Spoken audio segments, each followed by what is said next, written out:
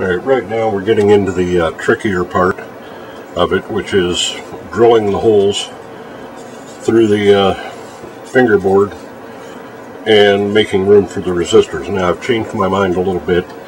Originally I thought I would run the resistors down this groove where the truss rod is, but I've decided against that, and instead what I'm going to do is cut a groove, just a little one right along this, if you can see it, the line I've drawn there, and that line corresponds with the line I've drawn here. Now I'm not going to try and cut a groove through this because it's just too thin, and maybe you can see how it's already kind of warping up a little bit because there's no frets in it to hold it into place.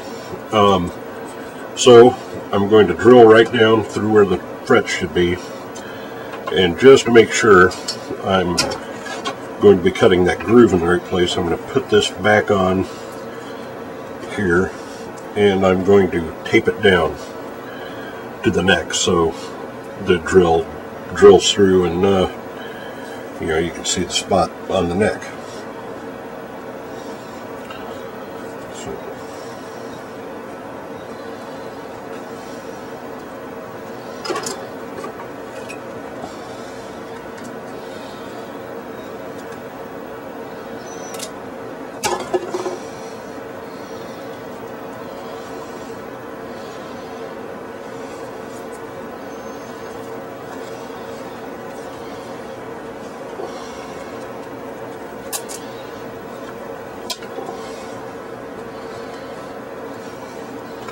Yeah, it's taped there. I've got it lined up about as good as I can.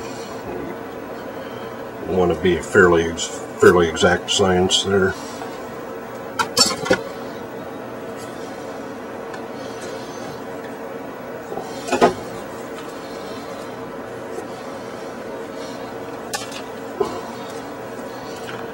Okay, so then fingerboard is back in the space, back in place on the neck, about as it could be. Now, one thing I've been wondering about is what sort of resistor I'm going to put here,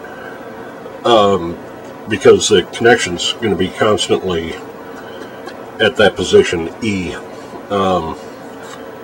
so I haven't quite figured that out yet. I play a lot of stuff with an open E, but that's going to drone on the synthesizer, which might be okay. But anyway, so let's get to drilling.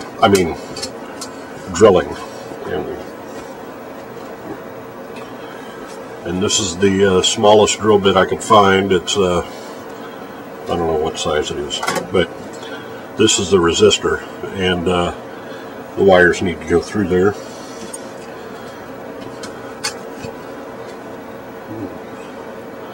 I really wish I had a drill press.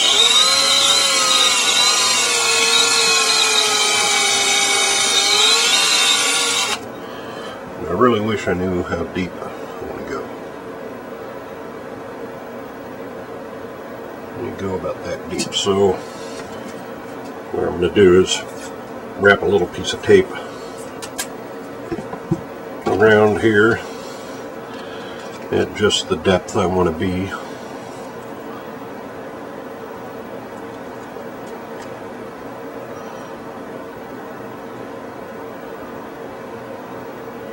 And that is just about the width of a piece of tape.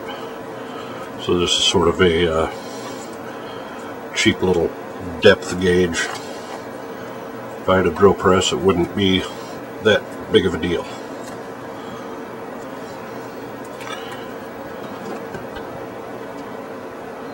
But that's what DIY is all about.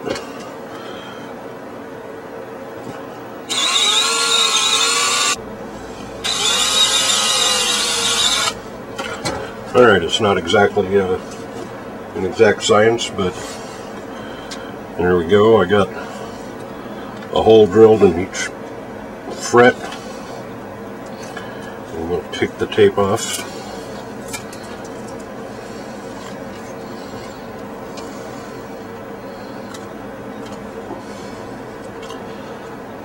And so we can see that if you can see there, I pretty much got all those drilled right along that line.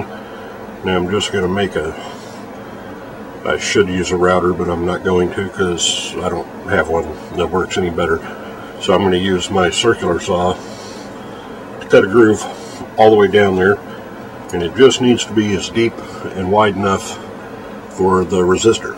Now I'm using the 100 ohm resistors, but these are 5% resistors, and I should be using 1%, but you know what, this is the prototype, so I'm not going to worry that much about that now, unless this thing ends up working really great, and then I'm going to kick myself wishing I'd used the 1%. But anyway, so the plan is stick the wire up through there, it comes up through the fret slot, makes contact with the fret. I might need to do a little bit of filing on the frets, because basically 2 wires need to come up through there, but for now that's fine.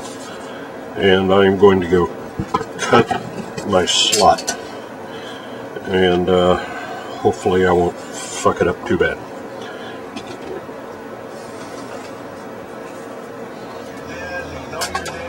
Alright, to follow up, I went ahead and cut the groove in here. I don't know if you can see that very well, but there's the groove that I have cut, and it also matches up with the holes I drilled in the fretboard. And what's going to happen here, I'll mute this stupid thing,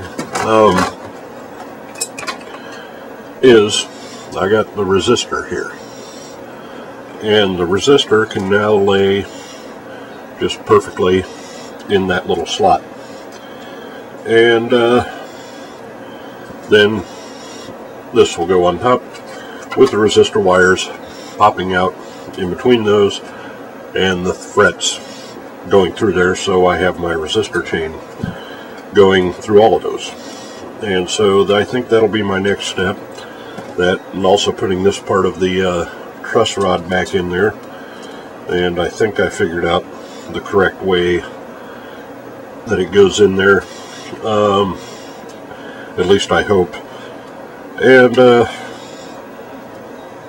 yeah, and then we'll take it from there. And so yeah.